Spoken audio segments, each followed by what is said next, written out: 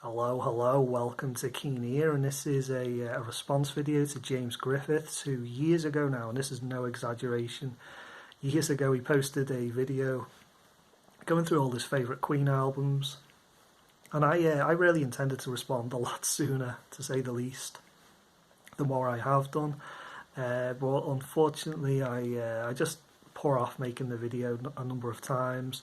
I remember I had a list all ready to go to make the video, and I just didn't really make it, and then I stopped making videos. So it's been a while, So finally got my act together. And when I brought the video, the channel back, this was a video that I kind of was keen to get, uploaded and made and everything. So yeah, I've enjoyed the preparation work for this a lot, really, because it's been a while since I listened to any Queen. I've kind of put it on the back burner somewhat, and I started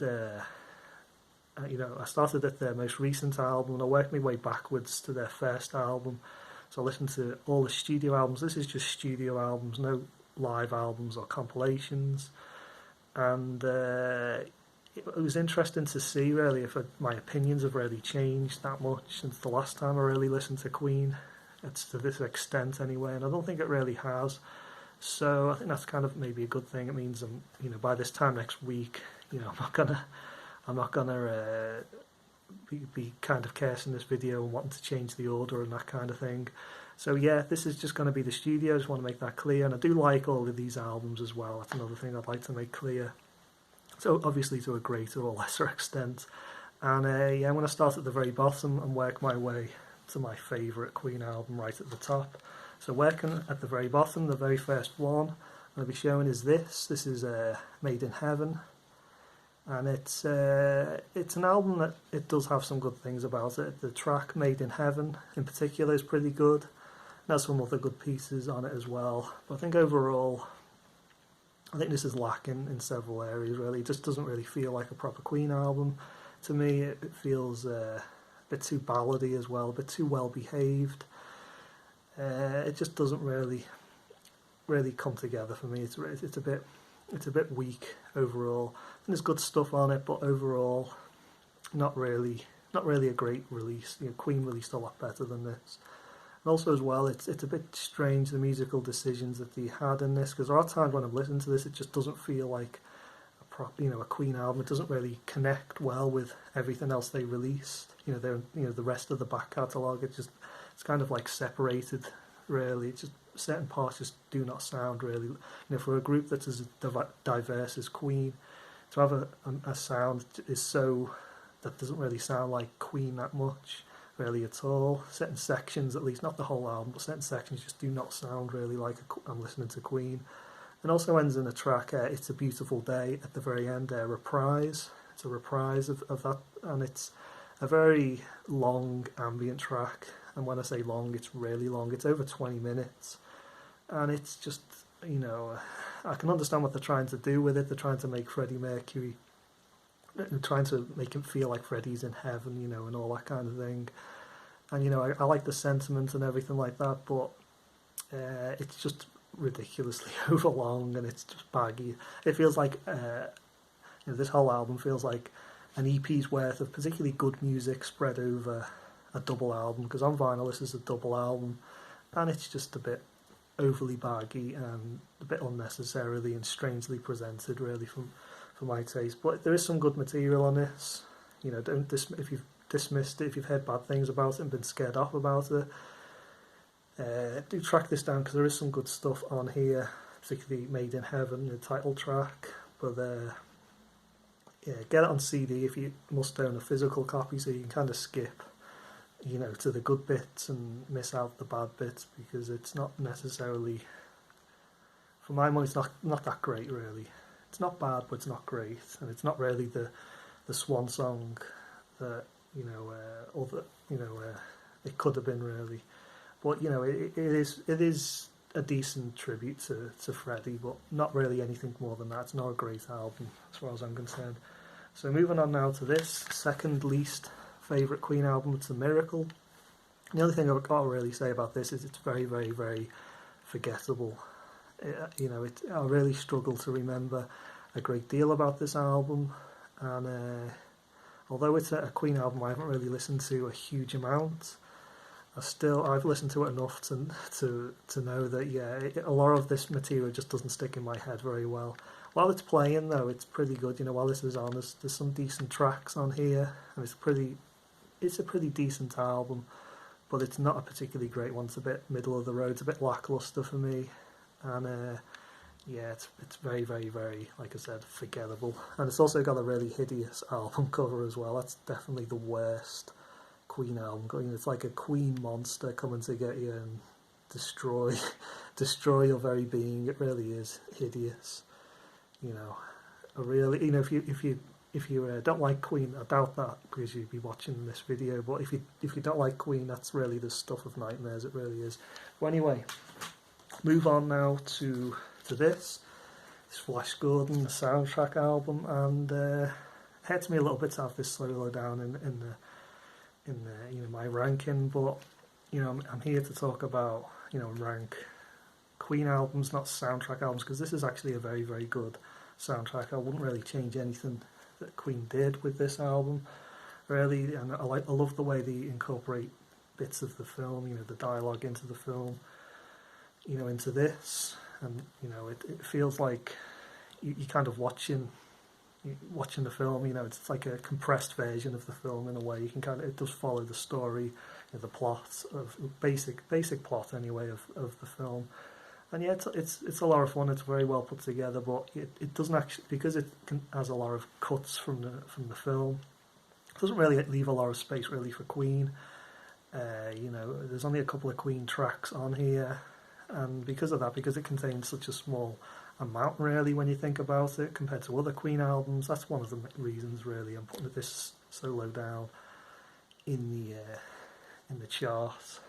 And this is really, remember, a side project for Queen they did in between their main studio albums. So there's that to be remembered as well. It's not really one of their main events. So yeah, putting this third from bottom.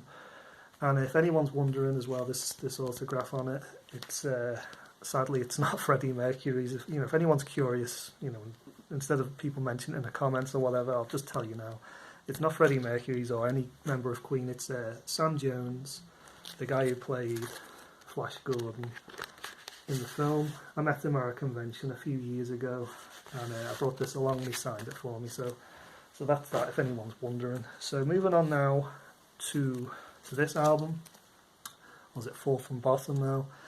Hot Space. Yeah, this kind of was going to show up soon, really. It's an album that always shows up at the bottom or near the bottom for most people, really. Most charts, most ranking videos and most whatever people, just general opinion really. This is pretty low on people's opinions of Queen, and this album apparently did lose a lot of fans for Queen, particularly in America. It's a bit of a change of pace. It's a lot more electro, disco pop, particularly the first half, and the first half in particular sounds a lot to me like a Freddie Mercury solo album rather than a proper Queen album. It was very much the focal point for the first half, and it just feels like a pop Freddie Mercury album for the first half, and then you flip her over, and side two is a lot more Queen, and it sounds a lot more like a proper Queen album, and has a John Lennon tribute track, and it has David Bowie makes an appearance. So yeah, side two I think is a lot more interesting overall. But I kind of admire this album to a certain degree for the change of direction. At least they tried. It didn't work out, but at least they tried to do something a bit different with this album. So there is at least that. That's one of the reasons why I haven't put it right at the bottom. Or anything like that, the way some people have. But anyway, moving on to this. This is Innuendo.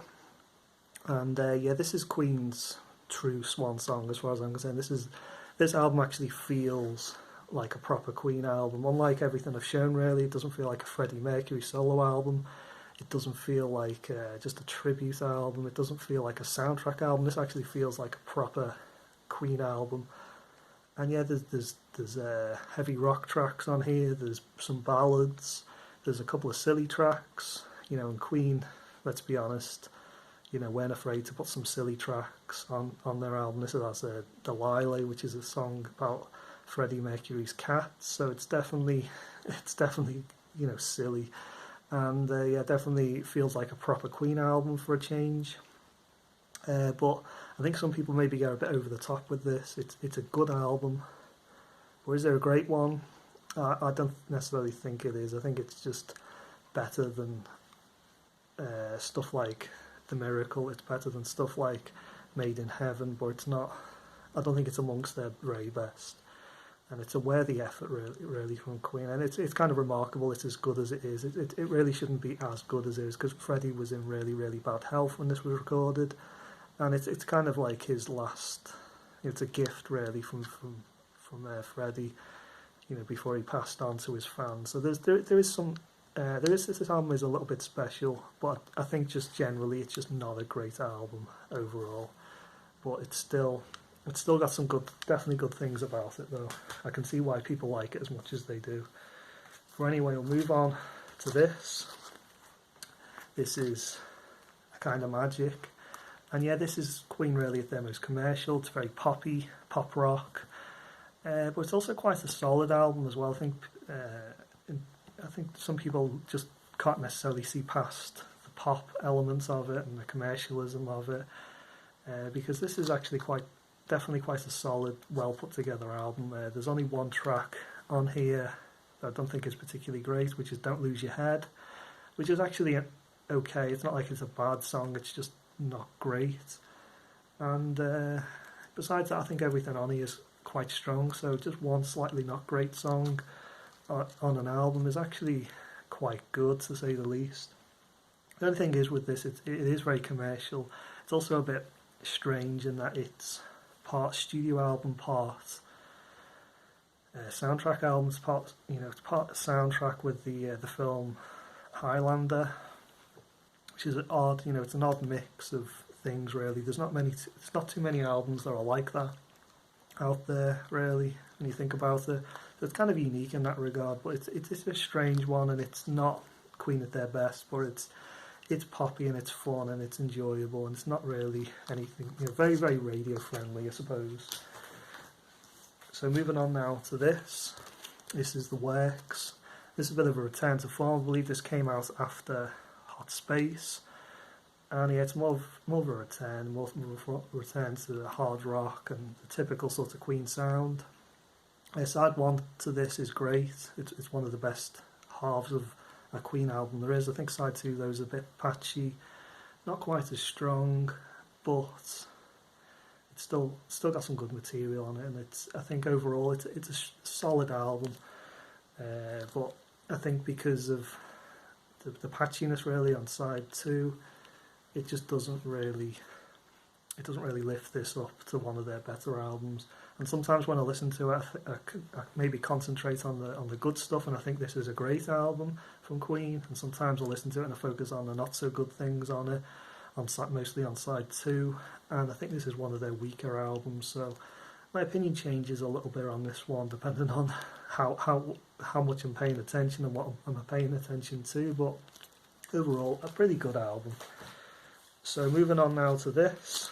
This is The Game. And this is similar to the Works, really. The only difference is this is a lot more solid, really. There's a lot more, good material on this. I think that this is like almost 100% prime Queen in a way. There's just one track on here that isn't very good as far as I'm concerned. In fact, it's terrible. It's a track on side 2 called Don't Try Suicide, which is terrible. It's just absolute garbage, really, and it lets this album down. It's like a lead weight, holding it down. If it wasn't for that, it'd go up, in my ranking. Well, it sadly it's there. If that was taken out, it really would be a much better album overall. They could have just skipped it and whatever. But yeah, it made its way onto the album, and it contaminates it really, and it stops it from being a lot higher up. But overall, still a very good album. Just a shame about that one track. So moving on now to this. This is Jazz. And this album really is just a lot of fun. When Queen made this album, they didn't really have a lot to prove, and they've made some great music, some great albums. They've made a lot of fans, and they just really had a bit of fun with this. They just, it's great variety on this, more variety. Probably the album with the most variety of any Queen album. I just think overall it's just a little bit weak in places. A couple of tracks aren't really the best, but this is just fun. It's just pure fun. It's not to be taken seriously. Put it on, it puts a smile on your face. You have a good time with it, and then it finishes, and that's kind of it. And for that, it's pretty good. So moving on now to this. This is Day of the Races, and this is, we're starting to get into the pretty damn good albums really from Queen at this point. The albums are getting pretty strong. This is like they're around Queen's peak period. Side 1 of this is fantastic. Side 2 isn't unfortunately quite as good. It's not as strong overall, but it's still a very good album. Where they follow up to A Night at the Opera, which we'll get to in a little while.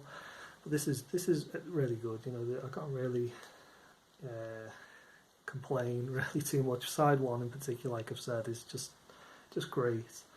And I think the only thing you can say about this album is that it was released at a time when Queen were really at their best, and maybe it should be just a little bit better than what it is, but maybe that's expecting a bit too much, but it's still very, very good. So moving on now to this album. This is Queen 2, and this is really Queen laying the foundations for their better albums that were yet to come. And there's some darker material on this. I think the tone is just generally a bit darker. Not to say that this is a dark album. Overall, it's not. It's just darker than, for instance, the jazz that we've just shown you before. A few albums back, and it's a bit darker than something like that, which is very fun and that kind of thing. It has a touch of darkness to it, but not a lot. More so than usual. And it's a solid album. It's Queen becoming, a great group, in the studio and that kind of thing, and doing their magic in the studio, and an important step really in getting to where they were going with, their best stuff, really, their best material, which I'm kind of getting to with these albums really. Until we get to this though, this is the first album, Queen. Really like this album. I remember the first time I listened to it, I was very impressed. Because a lot of times when you listen to an album from a group or an artist and it's their first record, and maybe you're only familiar with their most well-known material, and you listen to their first stuff and it's like completely different, or it's not as good or whatever. This does sound a lot like Queen, and it's very well put together, and it's also a very great deep cut album as well. If you're sick of all the Queen, all the Radio Gaga and We Are the Champions and all that, all those really overplayed stuff, stuff like that, Killer Queen and all like the greatest hits stuff. If you're sick of that, this is a great album to put on, because very little of this is kind of well known besides those who are like big Queen fans or whatever. But you're getting into Queen, and you don't have to be into Queen to be sick of the big hits. So this is a good one to put on and to listen to, deeper cuts. It's a great deep cut album, effectively, and they hit the ground running as far as I'm concerned with that. So moving on now to this. This is up to the third favourite Queen album. Getting to the real good stuff. All these albums at this point are great. These are not just great Queen albums, but the great albums, kind of full stop. In the history of sort of rock music, and this is no exception. News of the World is rock solid, absolutely rock solid album.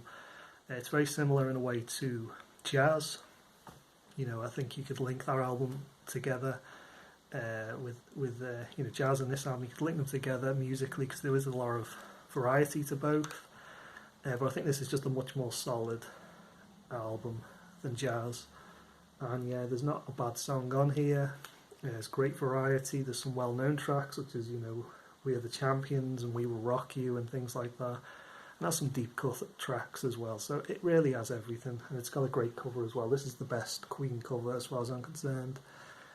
This is a million times better than. This is the opposite scale of The Miracle, effectively. It's a great cover. So moving on now to this. This is Sheer Heart Attack, and yeah, this is similar to Queen 2 really. This is laying the foundations for really the best work, which I'm going to get to. You probably work out what that is, with this being the second, you know, my second favourite. And yeah, it's a great rock, you know, heavy rock album with really nice ballads, really nice touches here and there, just nice elements to it, really well put together. There's Killer Queen on there, which is a well-known track, one of their first, you know, I think it is their first, you know, hit single. A lot of deep cut tracks on here as well, though. It's a bit silly and goofy in places, just like a lot of Queen albums are, but there's some really good quality stuff, and it's just very well put together, and it's just very enjoyable. It's a lot of fun. There's not a bad song on it, you know, really. It's a classic 70s, classic album, really. So moving on now to this. It's my favourite album. Not really a surprise, not really you know, not really a wild card, not necessarily anything to be surprised about. It's the favourite one, and it's the favourite for a reason. This is not only Queen's best album, but it's Queen's most important album. Queen wouldn't be as big as they are, as they were, or whatever, without this album. This album made Queen. You take this away and everything kind of falls in on itself to some degree. It's not, you know, it's integral really for Queen. It's a brilliant album. It's brilliantly well put together. And the fact is, if this wasn't a hit, if this failed, there wouldn't have been any more Queen. Queen would have probably given up. I think there was talk of them throwing in the towel if this was a failure, but it wasn't. It was a big hit. You know, it spawned Bohemian Rhapsody, the single, and that was a huge hit in the singles chart. This was a big hit in the album chart. And it made Queen a big group, you know, a big massive group, and it made them popular in America, in most places really. So yeah, this is an integral album, a great album, really well put together. I was listening to it recently, only a few days ago, like I was listening to everything, and one of the things that really struck me about it really was, you know, how the songs kind of blend together. You know, that's something that's not new. Other bands and artists were doing it before, you know, the Beatles were doing that, you know, years before Queen were doing that. But the way they do it in this album is kind of magical, it really is, particularly the Prophet song. When the Prophet song ends and Love of My Life starts, and they kind of blend together, and, you know, one track ends and one track starts. It's just really great. You know, I think it does have a magical, otherworldly quality to this album.